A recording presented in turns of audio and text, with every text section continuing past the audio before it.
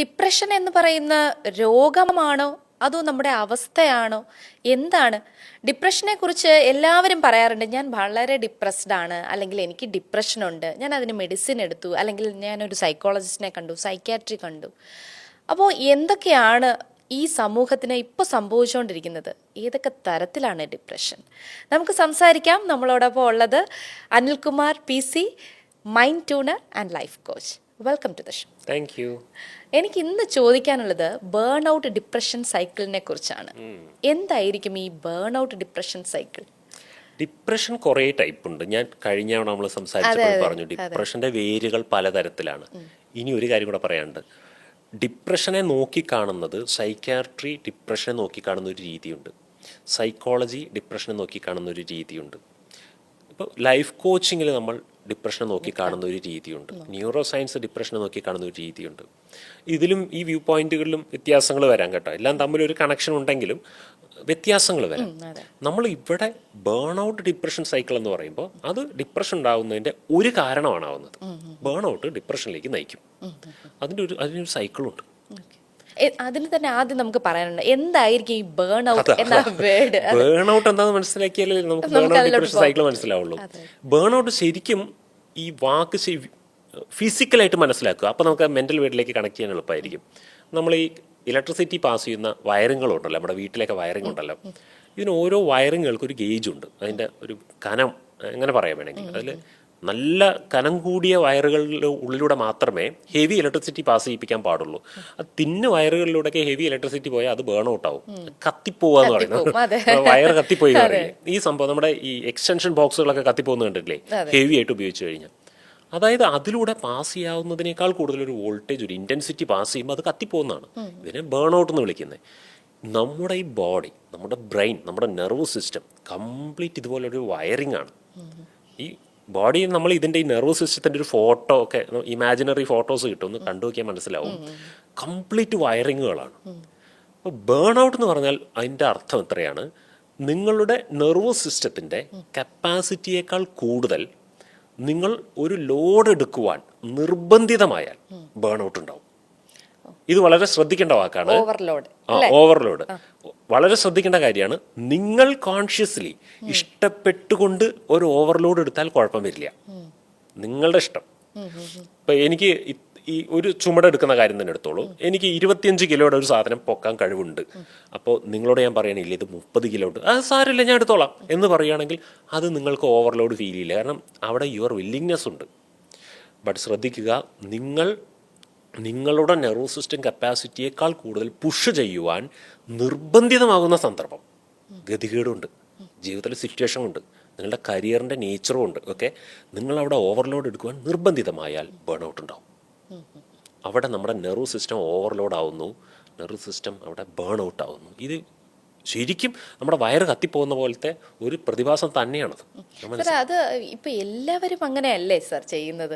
കാരണം എല്ലാവരും ഒരു ബേൺ ഔട്ട് സിറ്റുവേഷനിലല്ലേ? കാരണം ഓവർലോഡ് കുടുംബത്തിന്റെ ഭാരം, അല്ലെങ്കിൽ പല സിറ്റുവേഷൻസിലാണ്. ഇപ്പോൾ മക്കളെ നോക്കണം, അല്ലെങ്കിൽ പേരൻസിനെ നോക്കണം, അല്ലെങ്കിൽ എനിക്ക് കരിയറിൽ ഡെവലപ്പ് ചെയ്യണം. ഇങ്ങനെയൊക്കെയുള്ള സിറ്റുവേഷൻ വരുമ്പോൾ നമുക്ക് പറ്റാത്ത കാര്യങ്ങളായിരിക്കും നമ്മൾ തലയിലെടുത്ത് വയ്ക്കുക മിക്കവാറും എല്ലാവരും. അതെ.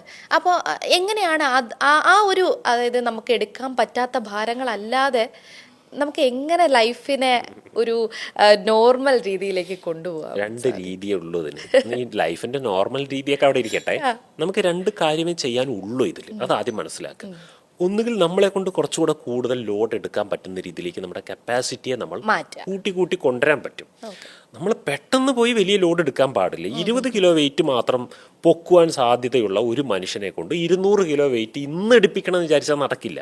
ഒരു പക്ഷെ വർഷങ്ങൾ നീണ്ട പ്രാക്ടീസിലൂടെ അദ്ദേഹം 200 കിലോ എടുക്കുന്ന ഒരാളായേക്കാം. അപ്പം നമ്മൾ റെഗുലറായ നമ്മളെ മെന്റൽ വെയിറ്റ് എടുക്കുവാനുള്ള കപ്പാസിറ്റിയെ കൂട്ടാൻ വേണ്ടി നമ്മൾ അങ്ങനത്തെ പ്രാക്ടീസുകൾ ചെയ്ത് അങ്ങനെ എത്താം. 100% എത്താം എന്നല്ല, ഒരു പരിധി വരെയൊക്കെ നമുക്ക് ട്രൈ ചെയ്യാം. ഒരു വഴി. രണ്ടാമത്തെ വഴി നമ്മൾ ആ ലോഡ് എടുക്കാൻ പോകാതിരിക്കുക എന്നുള്ളതാണ്. നമ്മൾ ഒതുങ്ങി ജീവിക്കാൻ ശ്രമിക്കുക. അപ്പോൾ നമ്മൾ ലൈഫിൻ്റെ വലിയ സ്റ്റാൻഡേർഡുകൾ അച്ചീവ് ചെയ്യുവാനുള്ള കപ്പാസിറ്റി ഇല്ലാത്ത ഒരാളാണ് ഞാൻ എന്ന് മനസ്സിലാക്കി ഇത്രേ എനിക്ക് പറ്റൂ, ഇതിനേക്കാൾ ലോഡ് എടുത്താൽ ബേൺ ഔട്ട് ആകും എന്ന് മനസ്സിലാക്കിയിട്ടിരിക്കുക. ഈ രണ്ട് ഓപ്ഷനാണ് ഇതിൻ്റെ എക്സ്ട്രീം ഓപ്ഷൻസ്. ഇതിൻ്റെ രണ്ടും ക്ലബ് ചെയ്തുകൊണ്ടുള്ള ഏത് ഓപ്ഷനും സ്വീകരിക്കാം. ഞാൻ പറഞ്ഞുന്ന പോയിന്റ് എന്താ അറിയോ, ബേൺ ഔട്ട് ഈസ് നാച്ചുറൽ. നമ്മൾ ഇടയ്ക്കൊക്കെ ഇങ്ങനെ ബേൺ ഔട്ട് ആവും. എന്നെങ്കിലുമൊക്കെ നമ്മളെ വയറിങ് കത്തിപ്പോവും. ഇത് ഡിപ്രഷൻ ഉണ്ടാക്കില്ല. നമുക്കെല്ലാം ആഴ്ചയിൽ 1-2 ദിവസമൊക്കെ ഒരു ഓവർലോഡ് വരികയും ഒന്ന് ബേൺ ഔട്ട് ആവുകയും ചെയ്യും. പക്ഷേ എന്താ അവിടെ പ്രത്യേകത എന്ന് വെച്ചാൽ അതിന് ശേഷം നമുക്ക് ഒരു വീക്കെൻഡോ മറ്റോ കിട്ടുമ്പോൾ നമ്മളിതൊന്നും ഒന്ന് റിക്കവറായി വീണ്ടും ഒരു ബേൺ ഔട്ട് ആവാൻ തയ്യാറായി നിൽക്കുന്നുണ്ടാവും.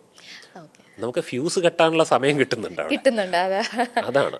പക്ഷേ ബേൺ ഔട്ട് ഡിപ്രഷൻ സൈക്കിൾ എന്താണെന്ന് വെച്ചാൽ നിങ്ങൾ കോൺസ്റ്റൻ്റ്ലി ബേൺ ഔട്ട് ആയിക്കൊണ്ടിരിക്കുന്നു. ഒരു ദിവസം തന്നെ പലതവണ ബേൺ ഔട്ട് ആയിക്കൊണ്ടിരിക്കുന്നു. രാവിലെ മുതൽ വൈകുന്നേരം വരെ നോക്കുമ്പോൾ ഒരു ദിവസം കരിയർ പൊസിഷനിലിരിക്കുമ്പോൾ ഫാമിലിയിലിരിക്കുമ്പോൾ ഒക്കെ മൾട്ടിപ്പിൾ ടൈംസ് ഒരു ദിവസം തന്നെ നിങ്ങൾ ബേൺ ഔട്ട് ആവുന്നു. ഈ ബേൺ ഔട്ട് ആയിക്കൊണ്ടിരിക്കുന്നതിനെ നിങ്ങൾ ശ്രദ്ധിക്കുന്നുമില്ല. പോയി ഒന്ന് റിലാക്സ് ആവുകയോ അല്ലെങ്കിൽ ഒന്ന് ചില്ലിയൊക്കെ ചെയ്താൽ ചിലപ്പോൾ ഇത് ഓക്കെ ആവും. നിങ്ങൾ ശ്രദ്ധിക്കുന്നില്ല. അതിന്റെ മേലെ വീണ്ടും ബേൺ ഔട്ട്, വീണ്ടും ഇത് കഴിഞ്ഞിട്ടൊന്ന് റെസ്റ്റ് എടുക്കാം എന്നാലോചിച്ചുകൊണ്ടിരിക്കും. Rest postpone ആയിക്കൊണ്ടേയിരിക്കും. ഒരു നിങ്ങൾക്കറിയാമോ, ഈ ആൽബർട്ട് ഐൻസ്റ്റീൻ ഒരുപാട് തിയറം പഠിച്ച് പ്രാക്ടീസ് ചെയ്തുകൊണ്ടിരിക്കുന്ന ഇടയിൽ പെട്ടെന്നൊരു പോക്കാണ് കുറച്ചേരം വയലിൻ വായിക്കാൻ പോയിട്ട്. ഇങ്ങനെ ഒരു വയലിനിസ്റ്റും കൂടെയാണ് ആൽബർട്ട് ഐൻസ്റ്റീൻ. അപ്പം ഈ ഒരു വ്യത്യാസം ഉണ്ടല്ലോ, ഇതിൽ നിന്ന് ഹാങ് ആവുമെന്ന് തോന്നുമ്പോൾ പോയിട്ട് വേറെ എന്തെങ്കിലും ചെയ്തിട്ട് വരിക എന്നുള്ളത്. ഇത് ചെയ്യാതെ ഈ ബേൺ ഔട്ടിൻ്റെ മേലെ ബേൺ ഔട്ട് അങ്ങനെ ആവുമ്പോൾ വ്യക്തി സ്ട്രെസ്സിൻ്റെ അണ്ടറിലാവും. കണ്ടിന്യൂസ് ബേൺ ഔട്ട് സ്ട്രെസ് ഉണ്ടാക്കും. സ്ട്രെസ് ഉണ്ടാക്കി കഴിഞ്ഞാൽ ഇമോഷണൽ എക്സ്ഹോഷൻ ഉണ്ടാവും. അയാൾക്ക് ഇമോഷണലി എക്സോസ്റ്റഡ് ആവും. ഈ ചെയ്യുന്ന കാര്യമൊക്കെ യന്ത്രം പോലെ ആയിട്ടുണ്ടാവും. പിന്നെ ഇമോഷണലി അതുമായിട്ടൊരു കണക്ഷനും ഇല്ല. എന്തൊക്കെയോ ഇങ്ങനെ ചെയ്യുന്നുണ്ട്, രാവിലെ മുതൽ വൈകുന്നേരം വരെ എന്തൊക്കെയോ ചെയ്യുന്നുണ്ടെന്നല്ലാതെ അങ്ങനെ ലോസ് ഓഫ് മീനിങ് ഉണ്ടാവും. ഞാൻ എന്തിനാ ഇത് ചെയ്യുന്നതെന്ന് പോലും എനിക്കറിയില്ല. രാവിലെ എണീക്കുക, ഡ്രസ്സ് മാറുന്നു, പണിക്ക് പോകുന്നു, യന്ത്രമായി മാറി, തനിയന്ത്രം. ചില പൊട്ടിത്തെറികൾ വീട്ടുകളിൽ ഉണ്ടാകുന്നത് ഈ ഒരു ബേൺ ഔട്ടിന്റെ തീർച്ചയായിട്ടും ഈ ബേൺ ഔട്ട് ഈ ഒരു പോയിന്റിൽ വെച്ച് മീനിങ്ലെസ് എന്ന് പറയുന്നൊരു അവസ്ഥ എത്തിക്കഴിഞ്ഞാൽ അത് അഗ്രഷനിലേക്ക് പോവാം, ഡിപ്രഷനിലേക്ക് പോവാം, അഡിക്ഷനിലേക്കും പോവാം. അവിടെ അഡിക്ഷൻ തുടങ്ങുന്നവരുണ്ട്. ഇതൊന്നൊക്കെ ഒരു റിക്കവറി അവർക്ക് ചിലപ്പോൾ ഒരു മദ്യപിക്കുമ്പോഴോ മറ്റോ എന്തെങ്കിലും സാധനങ്ങൾ ഉപയോഗിക്കുമ്പോൾ കിട്ടുമായിരിക്കും. അതിലേക്കും പോകാം. പല പൊസിഷനിലേക്ക് ഇത് ഇവിടെ വെച്ച് ട്രാൻസ്ഫർ ആവാം. ഈ ഒരു മീനിങ് ഇല്ലാതെ ആവുന്ന അവസ്ഥയെയും അദ്ദേഹം അഡ്രസ്സ് ചെയ്തില്ലെങ്കിൽ അടുത്ത സ്റ്റേജ് ഡിപ്രഷനിലേക്ക് പോകും. സോ ബേൺ ഔട്ട് ഒരു വിഷയമല്ല. ബട്ട് കണ്ടിന്യൂ ബേൺ ഔട്ടിനെ അഡ്രസ്സ് ചെയ്യാതെ ഇതൊക്കെ ഉണ്ടാവും. ഇതൊക്കെ ജീവിതത്തിൻ്റെ ഭാഗമാണ്. ഇത് ഞാൻ മാത്രമല്ലേ ഉള്ളൂ. ഈ ലോഡ് എടുക്കാതെ എവിടെ പോകാനാ ഞാൻ? എവിടേക്ക് ഓടി രക്ഷപ്പെടാൻ പറ്റും? ഇങ്ങനെ പറഞ്ഞാൽ ലോഡിനെ അഡ്രസ്സ് ചെയ്യാതെ പോയിക്കൊണ്ടേയിരുന്നാൽ ഈ ബേൺ ഔട്ട് സ്ട്രെസ് ഉണ്ടാക്കും. സ്ട്രെസ് ഇമോഷണൽ എക്സോഷൻ ഉണ്ടാക്കും. ഇമോഷണൽ എക്സോഷൻ അയാളുടെ മീനിങ് ഇല്ലാത്തൊരു ജീവിതമാക്കി മാറ്റും. മീനിങ് ഇല്ലാത്ത ജീവിതം കണ്ടിന്യൂ ആയിട്ട് നയിച്ചു കഴിഞ്ഞാൽ അദ്ദേഹത്തിന് ഡിപ്രഷൻ വരും. So what is A solution? അതാണ് ഇമ്പോർട്ടൻ്റ് ആയ കാര്യം. What is A solution? എപ്പോഴും മീനിങ്ങിൽ നിന്നുകൊണ്ട് വേണം എല്ലാം ചെയ്യാൻ. ഞാൻ ഈ ചെയ്യുന്നതിന് എന്താ മീനിങ്? ഞാൻ ഇതൊക്കെ എന്തിനാണ് ചെയ്യുന്നത്? ഈ ചോദ്യത്തിന് ഉത്തരം വേണം. ഞാൻ എന്താ ചെയ്തത് എന്നല്ല, ഞാൻ ഇതൊക്കെ എന്തിനാ ചെയ്യുന്നത്? ഈ ചോദ്യത്തിന് ദാറ്റ് വൈ ക്വസ്റ്റ്യൻ വളരെ ഇമ്പോർട്ടൻ്റ് ആണ്. അത് ചോദിച്ചുകൊണ്ടിരുന്നാൽ ഈ ഒരു ബേൺ ഔട്ടിലേക്ക് പോകാതിരിക്കാം നമുക്ക് പറ്റും. ഈ ജെൻസീസ് ആണോ കൂടുതലും ഇത് എക്സ്പീരിയൻസ് ചെയ്യുന്ന ആൾക്കാർ, അതോ 90s 80s ഒക്കെ ചെയ്യുന്നുണ്ടോ? എല്ലാവരും ബേൺ ഔട്ട് എക്സ്പീരിയൻസ് ചെയ്യുന്നുണ്ട്. ജെൻസിയെ സംബന്ധിച്ചോളം ഒരു 80s ജനിച്ച ഒരാൾക്ക് കിട്ടിയിരുന്ന ലോഡ് വെച്ച് നോക്കുമ്പോൾ ജെൻസിയുടെ ലോഡ് കൂടുതലാണ്. അതുകൊണ്ട് തന്നെ ഞാൻ കഴിഞ്ഞ ഭാഗത്ത് നമ്മൾ സംസാരിച്ചിരുന്നു, ഇവർക്ക് ഒരുപാട് കമ്പാരിസൺസ് ഉണ്ട്, ഒരുപാട് കോമ്പറ്റീഷൻസ് ഉണ്ട്. പക്ഷെ ജെൻസി ചെയ്യാത്തൊരു ഏരിയ ഉണ്ട്. അതെനിക്ക് മനസ്സിലായിട്ടുള്ളത്, ജെൻസി ഒന്നും വെറുതെ ഇരിക്കില്ല. ഇവ ചുമ്മാ ഒരു സോഫയിൽ ഇരിക്കുവാണെങ്കിൽ അപ്പോൾ ഫോൺ എടുക്കും, വീണ്ടും എൻഗേജ് ആണ്. ഫിസിക്കലി വ്യക്തി ഒന്നും ചെയ്യുന്നില്ല, പക്ഷെ തലച്ചോറ് അപ്പോഴും പണിയെടുത്തുകൊണ്ടിരിക്കുകയാണ്. അപ്പോൾ നമ്മൾ ഡിജിറ്റൽ വേൾഡ്, ഇപ്പോൾ ഈ സ്മാർട്ട് ഫോണുകളും മറ്റും വന്ന ശേഷം ഡിജിറ്റൽ വേൾഡ് ഇവോൾവ് ആയിട്ട് 20 years ഒരു അണ്ടറിലാണല്ലോ നടന്നുകൊണ്ടിരിക്കുന്നത്. അതുകൊണ്ട് നമ്മൾക്ക് റെസ്റ്റ് എന്ന് പറഞ്ഞൊരു സ്പേസ് ഇല്ല. മെൻ്റൽ റെസ്റ്റാണ് ഞാൻ പറയുന്നത്. സൈലൻസ് എന്ന് പറയുന്നൊരു ഓപ്ഷൻ ഇല്ല നമുക്ക്. We are engaged always. നമ്മൾ ലാസ്റ്റ് നമ്മുടെ കണ്ണടഞ്ഞ് ഉറങ്ങുന്ന നിമിഷം വരെയും ഫോണിലാണ്. ഉണർന്നു കഴിഞ്ഞാൽ ആദ്യം നമ്മുടെ കൈ പോകുന്നു ഫോണിലേക്കാണ്. ഓൾറെഡി വർക്കും പ്രഷറും ബിസിയുണ്ട്, അപ്പോഴും നമ്മുടെ ബ്രെയിൻ വളരെയധികം എൻഗേജ്ഡ് ആണ്. നമുക്കൊരു റെസ്റ്റ് ടൈം ഒരു 5 മിനിറ്റ് കിട്ടിയാൽ നമ്മൾ റീൽസിൽ എൻഗേജ്ഡ് ആണ്. വാട്സപ്പ് സ്റ്റേറ്റസിൻ്റെ എത്ര ലൈക്ക് കിട്ടി അതിലേക്ക് എൻഗേജ്ഡ് ആവുന്നു. സോ ഓൾവേസ് എൻഗേജ്ഡ് എന്ന് പറയുമ്പോൾ ബേൺ ഔട്ടിനുള്ള സാധ്യത കൂടും. ജെൻസിയിൽ കണ്ടിട്ടുള്ള ഒരു ചെറിയ മിസ്റ്റേക്ക് ഇതാണ്, അവർ കുറച്ചെങ്കിലും ഒരു ഡിജിറ്റൽ ഡീറ്റോക്സ് ഒക്കെ എടുത്ത് കുറച്ച് പ്രാക്ടീസുകൾ ആവശ്യമാണ് അതിന്. അങ്ങനെയെങ്കിൽ നമുക്ക് അത്ര ബേൺ ഔട്ട് ഇല്ലാതെ ജെൻസിക്ക് പോകാൻ പറ്റും. അതിൽ മെയിനായിട്ടുള്ള കാര്യം ഇതാണ്, ഫിസിക്കലി എൻഗേജ്ഡ് അല്ലാത്ത സമയത്ത് ഡിജിറ്റലി എൻഗേജ്ഡ് ആണ്. ഏതെങ്കിലും ഒരു തരത്തിൽ എൻഗേജ്ഡ് ആയിക്കൊണ്ടേയിരിക്കുന്നു. ഒന്നും ചെയ്യാതെ ഒരു സോഫയിൽ റിലാക്സ് ആയിട്ട് ഒരു അരമണിക്കൂർ ഇരുന്ന് നോക്കാൻ പറഞ്ഞു നോക്കിയേ, ഒരു ഭയങ്കര ഡിസ്റ്റർബ് ആവുമോ? അതൊന്നും പ്രാക്ടീസാണ്. സ്പേസ് വേണം, മൈൻഡിന് സ്പേസ് കിട്ടണം. ഓട്ടോമാറ്റിക്കലി ഹീൽ ചെയ്യും പല കാര്യങ്ങളും നമ്മുടെ മൈൻഡ്. പക്ഷെ അവിടെ ഒരു സൈലൻസ് കൊടുക്കണം. നമ്മൾ ചുമ്മാ ഇരിക്കണം, ഫോൺ പോലും സ്ക്രോൾ ചെയ്യാതിരിക്കണം. അപ്പം ഇത് ഹീലാവും. അതുകൊണ്ടാണ് ജെൻസിക്ക് ഇത് കൂടുതൽ ഫീൽ ഇതാണ് ചെയ്യുന്നത്. നമുക്ക് ആർക്കും കിട്ടാത്തത്. ഇപ്പൊ ഇത് കേട്ടോണ്ടിരിക്കുന്ന ആൾക്കാർ പലതും ചെയ്യും, നമുക്ക് കിട്ടുന്നില്ലല്ലോ ആ ഒരു സ്പേസ് എന്നുള്ളതാണ്. പക്ഷെ അത് കണ്ടെത്താനായിട്ട് ആരും ശ്രമിക്കുന്നില്ല എന്നുള്ളതാണോ സാറിന്റെ, എന്താണ് തോന്നിയിട്ടുള്ളത് സാർ? കുറച്ച് പ്രാക്ടീസുകൾ ചെയ്യണം.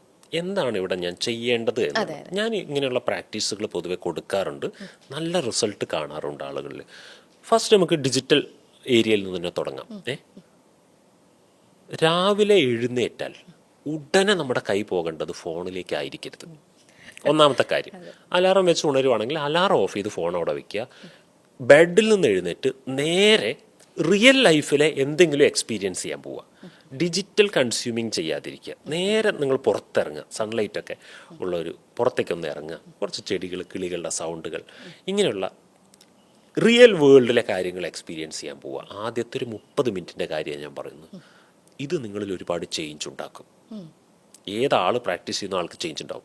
രണ്ടാമത്തെ കാര്യം, ഈ ഉറങ്ങുന്നതിന് മുൻപുള്ള ഏതെങ്കിലും ഒരു മണിക്കൂർ ഈ ഫോൺ ഉപയോഗിച്ചിട്ടല്ലാത്ത എന്തെങ്കിലും എൻഗേജ് കണ്ടെത്തണം. നമ്മൾ ആരോടെങ്കിലും സംസാരിച്ചോ, എന്തെങ്കിലും വായിച്ചോ, എന്തെങ്കിലും നമ്മൾക്ക് ഫിസിക്കലി ചെയ്തോ, വീട്ടുകാരുടെ കൂടെ ടൈം സ്പെൻഡ് ചെയ്തോ, അങ്ങനെ എന്തെങ്കിലും ഫോണിലായിരിക്കരുത്. ഇതൊരു പ്രധാനപ്പെട്ട കാര്യമാണ്. ഇനി ബ്രീത്തിങ് ടെക്നിക്കുകൾ പ്രാക്ടീസ് ചെയ്യാം. ഫോർ എക്സാമ്പിൾ 1 2 3 4 ഒരു കൗണ്ടാണിതേ. ബ്രീത്തിങ് വീണ്ടും 1 2 3 4 അവിടെ ഹോൾഡ് ചെയ്യാം.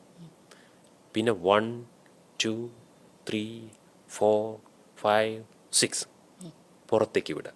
4 4 6 ബ്രീത്തിങ് എന്ന് പറയും. 4 തവണ കൗണ്ട് ചെയ്തുകൊണ്ട് വലിക്കുന്നു, 4 തവണ എണ്ണിക്കൊണ്ട് അവിടെ തന്നെ നിർത്തുന്നു, 6 തവണ എണ്ണിക്കൊണ്ട് അത് പുറത്ത് വിടുന്നു. ഈ 4 4 6 ബ്രീത്തിങ് ബേൺ ഔട്ടിനെയൊക്കെ കുറയ്ക്കും. നല്ല പോലെ നമുക്കൊരു സ്ട്രെസ് റിലീഫ് തരും. വേറെ കാര്യമാണ് സ്പെൻഡ് ടൈം വിത്ത് നേച്ചർ. നമ്മൾ ഈ വ്യക്തി എന്നത് പ്രകൃതി നിർമ്മിതമാണ്. നമ്മൾ പ്രകൃതിയിൽ നിന്ന് എത്ര ഡിസ്കണക്റ്റഡ് ആവാൻ ശ്രമിക്കുന്നോ അത്രയധികം നമ്മൾക്ക് പലതരത്തിലുള്ള സ്ട്രെസ് ഉണ്ടാവും. നമ്മൾ നല്ല രംഗങ്ങളുണ്ട് പ്രകൃതിയിലാണെങ്കിൽ. ഇറങ്ങിക്കഴിഞ്ഞാലേ നിങ്ങൾ ആകാശം കണ്ടിട്ട് എത്ര കാലമായി എന്ന് നിങ്ങൾ ആരോടെങ്കിലും ചോദിച്ചു നോക്കി. രാത്രിയിലെ നക്ഷത്രത്തെ കണ്ടിട്ട് എത്ര കാലമായി, മേഘങ്ങൾ നീങ്ങിപ്പോകുന്ന കണ്ടിട്ട് എത്ര കാലമായി. ഒരു പുഴയിലെ കളകളാരവം നോക്കി നിൽക്കുവാൻ പറ്റുമോ? ഒരു പൂമ്പാറ്റ പൂവിൽ തേൻ കുടിക്കുന്നത് കാണുമ്പോൾ ഹാപ്പിനെസ് ഉണ്ടാവുന്നുണ്ടോ? ഇതൊക്കെ നോർമൽ ഹാപ്പി മൊമെൻറ്റ്സ് ആണ്. പക്ഷെ നമ്മൾ ഇതിലൊന്നും അല്ല. ഇപ്പോൾ ചുറ്റും എത്ര കാര്യങ്ങളാണ് നമുക്ക് ഹാപ്പി ആവാൻ, പക്ഷെ അതൊന്നും ശ്രദ്ധിക്കില്ല. കുറച്ച് പ്രകൃതിയുടെ കൂടെ ടൈം സ്പെൻഡ് ചെയ്യുക. ഞാനീ പറഞ്ഞ 4 കാര്യം, രാവിലത്തെ രാത്രിയിലെ ഈ ഫോണും ഈ ബ്രീത്തിങ്, ഈ നേച്ചറിൻ്റെ കൂടെ ടൈം സ്പെൻഡ് ചെയ്യുന്ന കാര്യം മാത്രം ഒന്ന് നോക്കിയാൽ 1 മന്ത് ഡെഡിക്കേറ്റഡ് ആയിട്ട് പ്രാക്ടീസ് ചെയ്ത് കഴിഞ്ഞാൽ ബേൺ ഔട്ടിലെ സ്ട്രെസ് കുറയ്ക്കാൻ പറ്റും. ഇങ്ങനെ അത് പ്രാക്ടീസ് ചെയ്യാം. അതെ. ഓക്കെ, അതാണ് ഒരു ബേൺ ഔട്ട് ഡിപ്രഷൻ സൈക്കിളിനെ കുറിച്ചായിരുന്നു പറഞ്ഞത്. ബേൺ ഔട്ട് ഉള്ള ആൾക്കാർ വളരെ വിരളമായിരിക്കും എന്ന് തന്നെയാണ് എൻ്റെയും അഭിപ്രായം. കാരണം നമ്മുടെയൊക്കെ പേഴ്സണൽ ലൈഫിൽ, എൻ്റെയും പേഴ്സണൽ ലൈഫിൽ ഞാനിപ്പോൾ വിചാരിക്കുന്നുണ്ട്, എനിക്കും ഇങ്ങനെയൊക്കെ ഉണ്ടല്ലോ. തീർച്ചയായും. അപ്പോൾ അങ്ങനെ വിചാരിക്കുന്ന ഒത്തിരി പേരുണ്ടാവും. നമുക്ക് ഇനിയും ഈ ടോക്ക് തുടരേണ്ടതുണ്ട്. അപ്പോൾ അടുത്തൊരു എപ്പിസോഡിൽ വീണ്ടും കാണാം.